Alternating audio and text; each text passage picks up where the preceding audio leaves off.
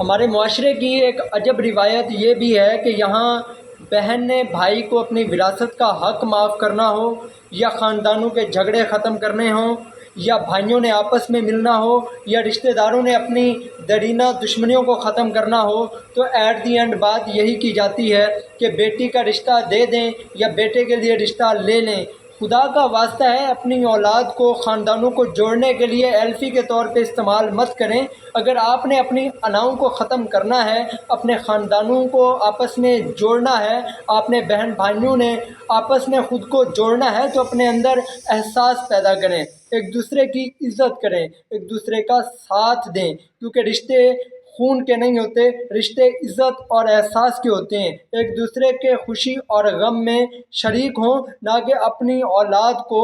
خاندانوں کو جوڑنے کے لیے الفی کے طور پہ استعمال کریں، کیونکہ آخر میں جن بچوں کو آپ اپنے خاندان کو جوڑنے کے لیے الفی کے طور پہ استعمال کرتے ہیں، آخر میں زندگی کا سارا بوجھ ان کے کندھوں پر ڈال کر باپ یہ کہہ دیتا ہے، بیٹا ہماری لاج رکھ لو، اب جیسا بھی ہے وقت گزارو، اور بیٹی سسکیاں لے لے کر بھلے روتی رہتی ہے، لیکن ماں یہ دلاسا دیتی ہے کہ بیٹا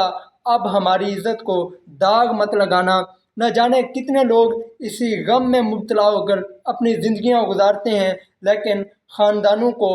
جوڑنے کے لیے اولاد کو ایلفی کے طور پر استعمال کرنے والے والدین ذرا برابر بھی ان کے جذبات اور ان کے احساسات کا خیال نہیں کرتے۔